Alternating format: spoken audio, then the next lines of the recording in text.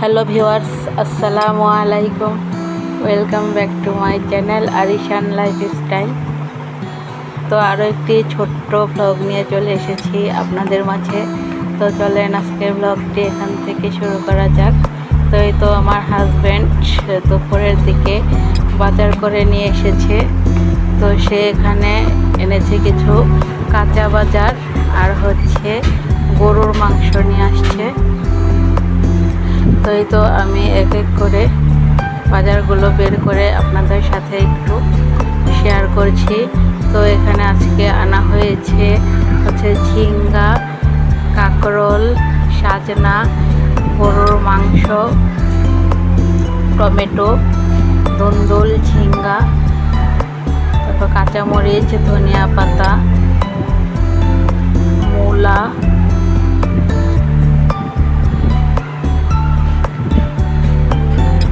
তারপর আনা হয়েছে সিম। তো প্রত্যেকটা বাজারই কিন্তু অনেক টাটকা ছিল, দেখতেও খুব সুন্দর লাগছিল।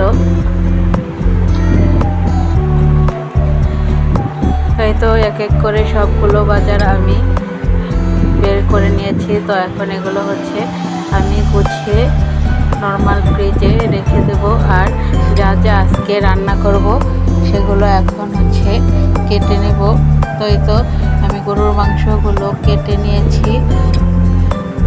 তো এখন রান্নাটাও আমি চুলাতে বসিয়ে দিয়েছি। তো গরুর মাংস রান্না করার জন্য আমি প্রথমে মশলাটা কষিয়ে নিয়েছি। তারপর এখন গরুর মাংসটা মশলার সাথে সুন্দর করে আমি মিক্সড করে দিচ্ছি।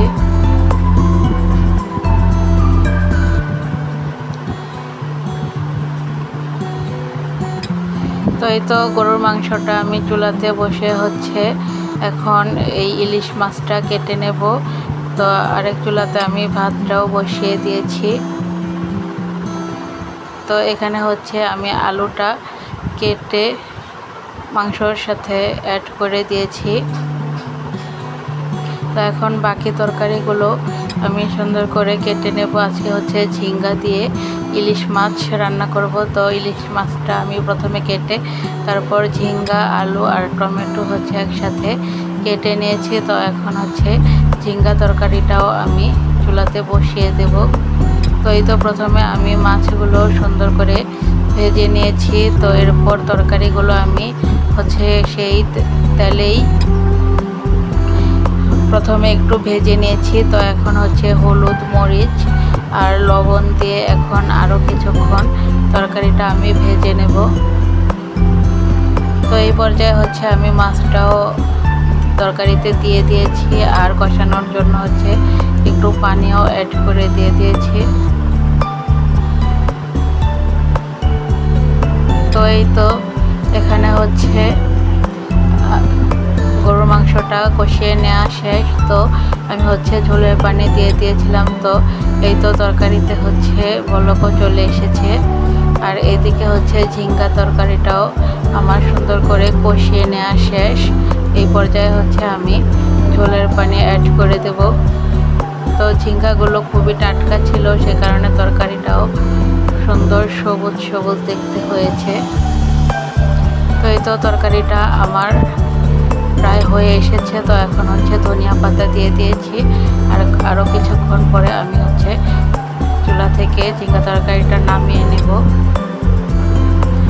তো এই তো আজকে রান্না করলাম গরুর আলু দিয়ে গরুর মাংসের পাতলা ঝোল আর ইলিশ মাছের মাথা দিয়ে ঝিঙ্গা তরকারি রান্না করলাম।